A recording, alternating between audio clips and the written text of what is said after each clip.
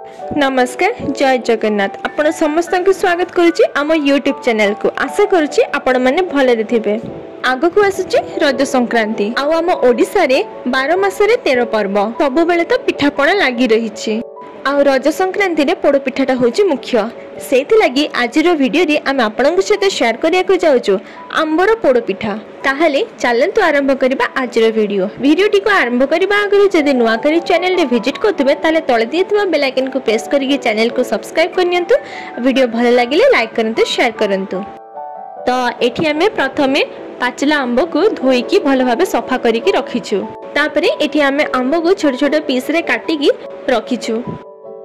तापरे एठी हमें जते सब आंबर स्लाइस गुडा काटिकी रखिथिलु सेथिरु आंब को बाहर करिकी चोपा अलगा करनबा आ तापरे ताको ग्राइंड करनबा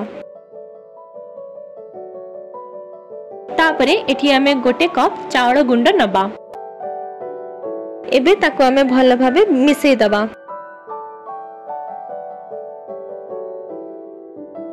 तापरे एठी हमकु जेतिकी पानी दरकार सेतिकी पके के ताको भल भाबे मिसेइबा तो एठी हमर आधा कप पानी लागिला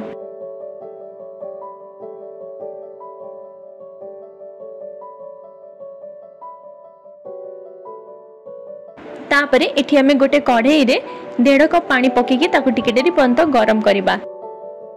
तो एठी एबे हमर पानी गरम ही गलानी तापरे से गरम पानी रे आमे मीठा हिसाब रे एठी आमे गुड़ नौछे गुड़ बदल रे जदि आपण चीनी को व्यवहार करिया के चाहिबे ताले आपण करि परिबे किंतु एठी आमे गुड़ को व्यवहार करूछु तो एठी गुड़ पानी रे भलो भाबे मिसी गलानी तापरे एठी आमे पकेइबा गोलकी आ इलायची गुंड तापरे ता ऊपर आमे पकेइबा नडिया तो एठी हमें नडिया को छोट छोट पीस रे काटिकी पकेइछु तापरे एथरे हमें पकेइबा नडिया कोरा तापरे हमें पकेइबा सब ड्राई फ्रूट्स तो एठी हमें काजू पिस्ता आ किशमिश को पकेइछु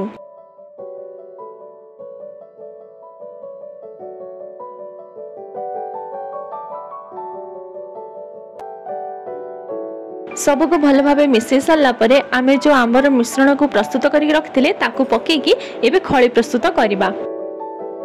एपटे आमर खळी हो चलंतु जानिबा रज विषय रे किछि फैक्ट्स आपण तो जानिचंती रज ओडिसा रो गोटे गण पर्व जोडा कि 3 दिन धरि कि पालन करा जाय थाए प्रथम दिन को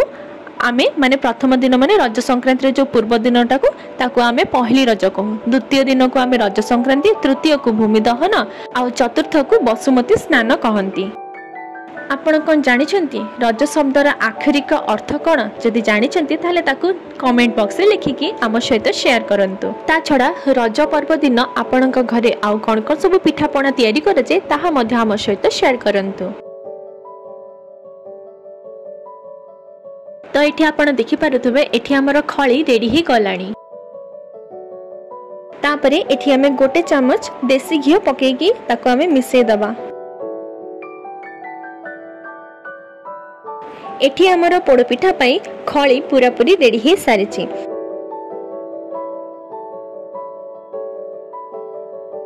तापरे गोटे केक ट्रे रे हमें घी लगी की आगरु रखिथिलु एबे ता ऊपर हमें जो खळी को प्रस्तुत कले ताको हमें पकेकी भलो भाबे सेट करि नबा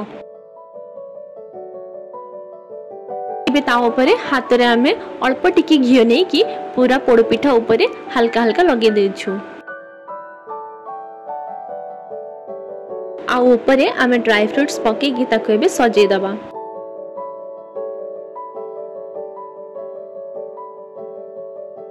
एपटे आमे गोटे कड़ाई को प्री हिट हवा पे रखी देथिलु तो एठी आमे लूण पकेकी ताको गरम हवा पे रखिथिलु एबे ता ऊपर गोटे स्टैंड को रखिकी ता ऊपर आमे केक ट्रे को रखि नबा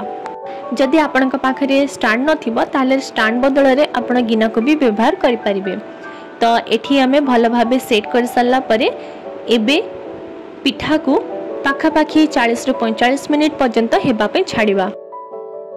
पाखापाखी 35 रु 40 मिनिट परे एठी एबे हमर पिठा रेडी ही सारिछि एबे ताको हमें बाहर करिकी टिके डेरी ठंडा हबा पे छाड़िबा